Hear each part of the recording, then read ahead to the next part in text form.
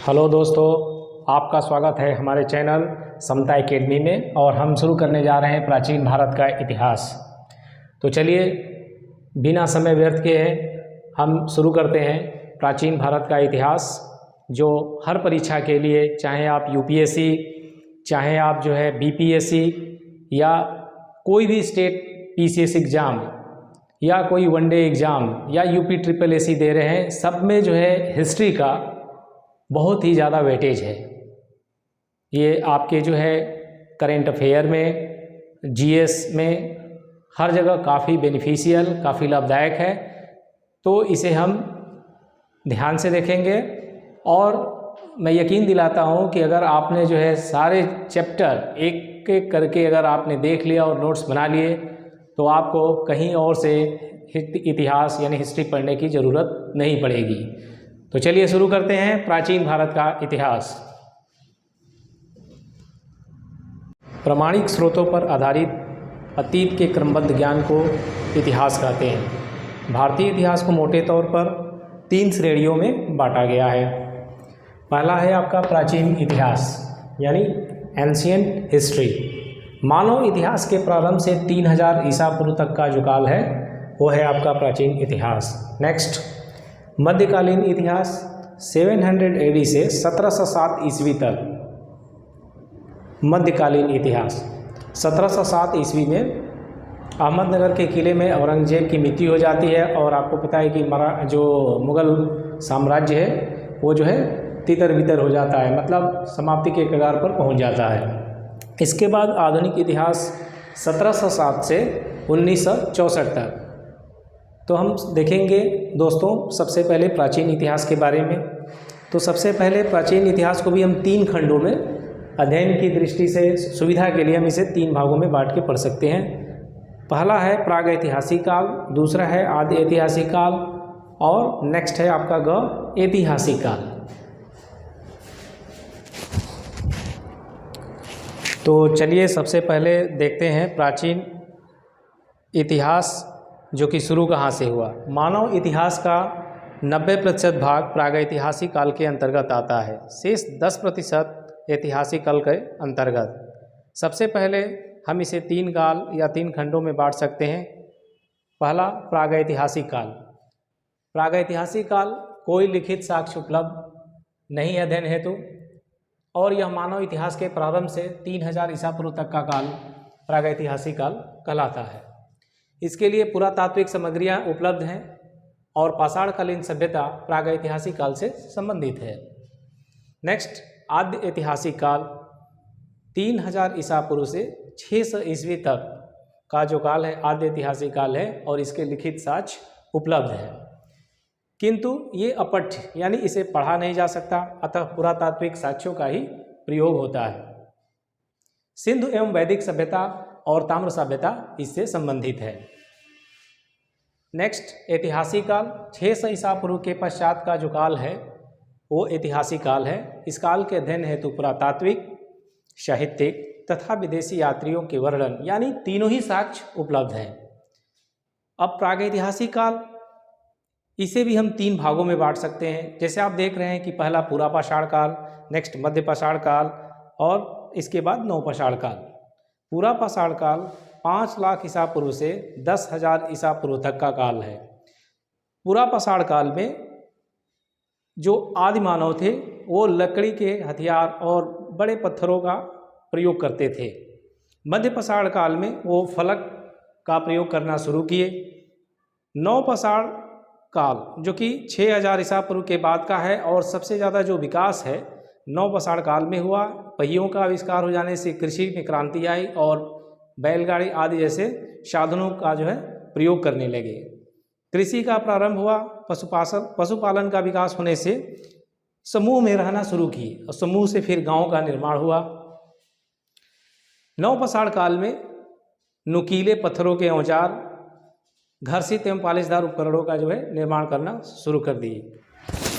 तो चलिए दोस्तों आगे देखते हैं प्राचीन इतिहास के स्रोत। प्राचीन इतिहास के स्रोत में सबसे पहले है आपका साहित्यिक साक्ष्य और दूसरा है आपका विदेशी यात्रा का विवरण। पहला पॉइंट देखते हैं हम साहित्यिक साक्ष्य। इसे भी जो है हम दो भाग में बांट सकते हैं, एक तो धार्मिक साहित्य और लौकिक साहित्य। सबसे पहले हम देखते हैं धार्मिक साहित्य, जिसमें ब्राह्मण ग्रंथ और ब्राह्मणेतर ग्रंथ आते हैं। ब्राह्मण ग्रंथ में देखिए, पुनः ब्राह्मण ग्रंथों में भी वेद, उपनिषद, रामायण, महाभारत और स्मृति ग्रंथ है। ब्राह्मणेतर ग्रंथ में आपका बौद्ध धर्म और जैन धर्म आता है। ब्राह्मणेतर ग्रंथ में आपका बौद्ध धर्म और जैन धर्म।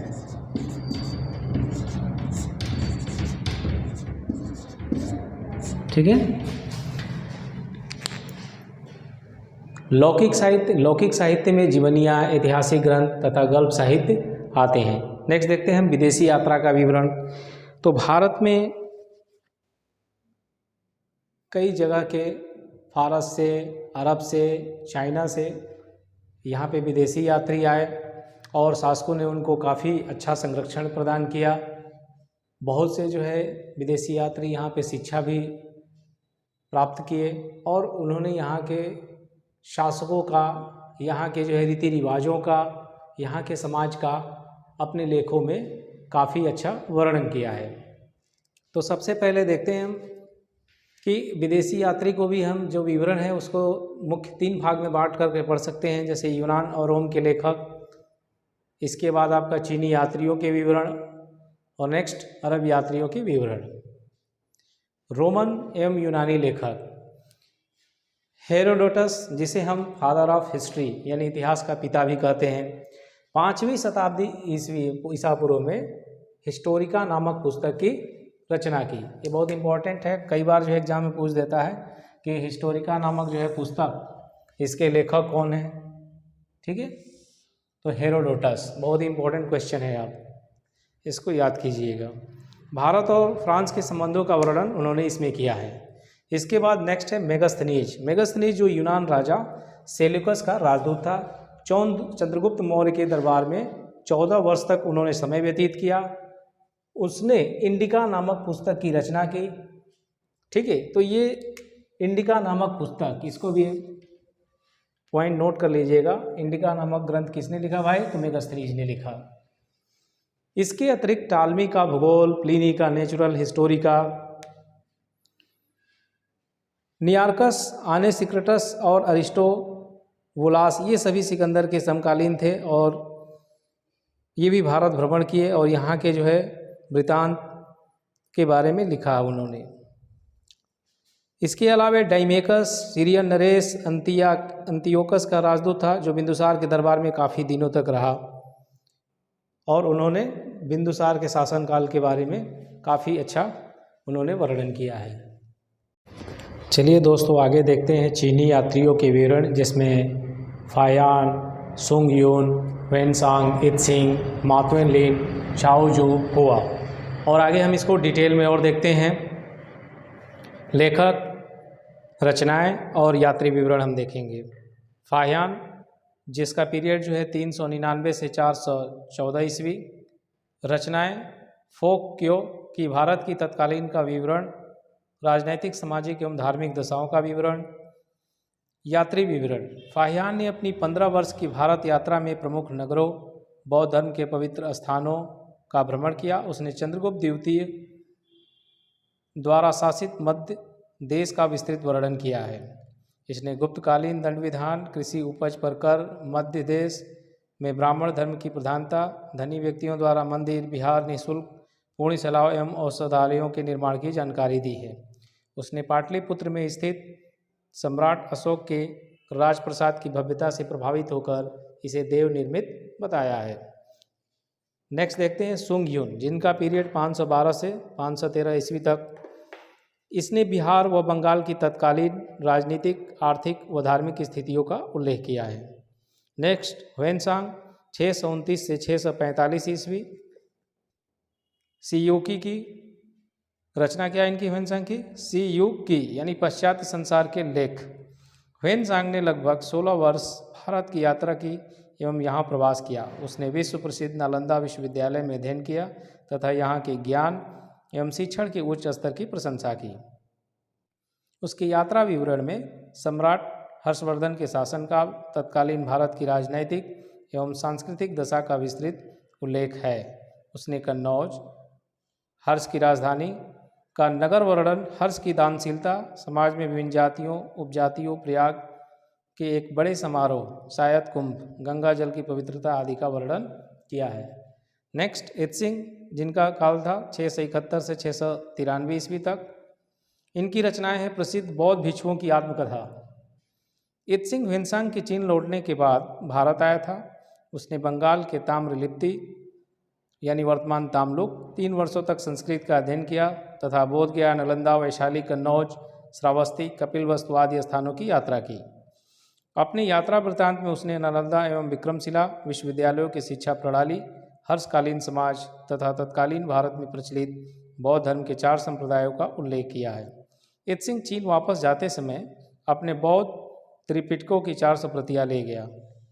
नेक्स्ट, मातवेन लिन, 7वीं शताब्दी। इसने हर्षवर्धन के पूर्वी भारत पर आक्रमण अभियान का वर्णन किया है। चाओ जुकुआ, जिनका समय काल है 1225 से 1254 ईस्वी। इनकी रचना है चू फांची। इससे 13वीं शताब्दी के चीनी अरबी व्यापार का विवरण प्राप्त होता है। अब आगे देखेंगे हम अरब यात्रियों के यात्रा वृत्तांत। तो दोस्तों, अभी तक हम देख चुके थे रोमन एवं यूनानी लेखकों के बारे में, चीनी लेखकों के बारे में। अब हम आज देखेंगे अरब यात्रियों के विवरण। अरब यात्रियों ने लगभग 8वीं शताब्दी से भारत के विषय में वर्णन करना शुरू कर दिया था। सुलेमान 9वीं शताब्दी के मध्य भारत आया था तथा इसने पाल और प्रतिहार राजाओं के विषय में लिखा है। अल मसूदी 941 से 943 ईस्वी तक भारत में रहा। उसने राष्ट्रकूट राजाओं के महत्व यानी महत्ता के बारे में लिखा है। अरब यात्रियों के विवरण में सबसे महत्वपूर्ण स्थान अबू रिहान का है। अबू रिहान, उसका दूसरा नाम अल बिरूनी था। वह महमूद गजनवी का समकालीन था। उसने संस्कृत भाषा सीखी और भारत की सभ्यता और संस्कृति को पूर्ण रूप से जानने का प्रयास किया। उसका महत्वपूर्ण ग्रंथ तहकीक उल हिंद है। उसने भारतीय गणित, भौतिकी, रसायन शास्त्र, ज्योतिष शास्त्र, भूगोल, दर्शन, धार्मिक क्रियाओं, रीति रिवाजों और सामाजिक विचारधारा का महत्वपूर्ण वर्णन किया है। आगे पुरातात्विक अन्य स्रोत भी हैं, जैसे सिक्के और अभिलेख, जिनमें सबसे ज़्यादा महत्वपूर्ण है अभिलेख। तो इनको हम एक एक करके देखेंगे।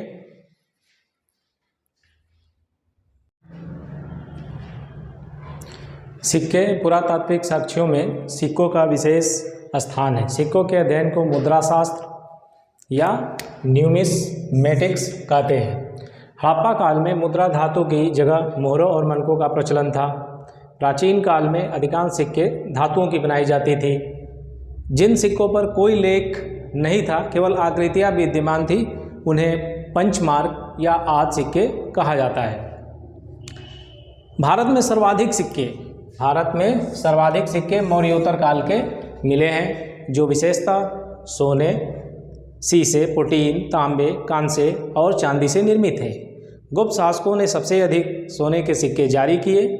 सातवाहन शासकों ने शीशे के सिक्के जारी किए। अतः ये सिक्के प्राचीन इतिहास लिखने और जानकारी के लिए बहुत ही उपयोगी हैं। तो आइए देखते हैं अभिलेख सिक्कों से भी अधिक महत्वपूर्ण है। इसके अध्ययन को पुरालेख शास्त्र यानी एपिग्राफी कहते हैं। प्राचीन भारत के अधिकतर अभिलेख पत्थरों या धातु की पट्टिकाओं पर खुदे मिले हैं, जिन्हें परिवर्तन करना या चेंज करना इतना आसान नहीं है। इसी की वजह से ये साक्ष्य आज भी उपलब्ध है। भारत के संदर्भ में सर्वाधिक प्राचीन अभिलेख मध्य एशिया के बोगाज कोई से प्राप्त हुआ है। तो ये इम्पोर्टेंट है। भारत के जो भी सर्वाधिक अभिलेख हैं वो मध्य एशिया के बोगाज कोई से प्राप्त हुआ है, जिन पर वैदिक देवता इंद्र, वरुण, मित्र एवं नाशत्य नामक वैदिक देवताओं के नाम अंकित हैं। अभिलेखों में प्रयुक्त लिपियाँ ब्राह्मी लिपि। अशोक के अधिकतर शिलालेख ब्राह्मी लिपि में मिले हैं। यह लिपि बाएं से दाएं लिखी जाती थी। नेक्स्ट है खरोष्ठी लिपि। अशोक के कुछ शिलालेख खरोष्ठी लिपि में हैं। जो दाएं से बाएं लिखी जाती थी। नेक्स्ट, यूनानी एवं अरमैइक लिपि। पाकिस्तान और अफगानिस्तान में अशोक के शिलालेखों में इन लिपियों का प्रयोग हुआ है। इसके अलावा कुछ हम इम्पोर्टेंट अभिलेख देखेंगे और किससे संबंधित है इसकी भी चर्चा हम करेंगे। जैसे हाथी गुम्फा अभिलेख है, कलिंग नरेश खारवेल से संबंधित है। एहोल अभिलेख पुलकेशिन द्वितीय से संबंधित है। नासिक अभिलेख गौतमी बल श्री से संबंधित है। जूनागढ़ अभिलेख रुद्रदामन से संबंधित है। भीतरी व जूनागढ़ अभिलेख स्कंदगुप्त संबंधित है। भारत का सर्वप्रथम उल्लेख हाथी गुम्फा अभिलेख में मिला है। तो दोस्तों, अभी हमने अभिलेख के बारे में देखा, लेकिन इसमें कुछ अभिलेख और शासक हैं और उससे संबंधित जो विषय है और एग्ज़ाम के लिए आपके काफ़ी इम्पॉर्टेंट है, जो परीक्षाओं में लगभग हर बार किसी न किसी परीक्षा में क्वेश्चन यहाँ से बनते हैं। तो आप इन्हें जो है ध्यान से देखिए और इसे अच्छे तरीके से आप याद कर लीजिएगा और अपने कॉपी में इसे नोट कर लीजिएगा। जिसमें हाथी गुम्फा अभिलेख जो कि खारवेल से संबंधित है, और इस अभिलेख में उनके शासनकाल की घटनाओं का जो है क्रमबद्ध विवरण किया गया है। जूनागढ़ गिरनार अभिलेख जो गुजरात में ये स्थान है, रुद्रदामन शासक और इनके विजयों एवं व्यक्तित्व का जो विवरण है इसमें किया गया है। नासिक अभिलेख शासक गौतमी बलश्री शातवाहन कालीन जो घटनाओं का विवरण इसमें किया गया है। प्रयाग स्तंभ अभिलेख भोज प्रतिहार से संबंधित है। गुर्जर प्रतिहार शासकों के बारे में जानकारी मिलती है इससे। मंदसौर अभिलेख मालवा नरेश यशोवर्मन, इनमें सैनिक उपलब्धियों का वर्णन किया गया है इस अभिलेख में, मंदसौर अभिलेख में।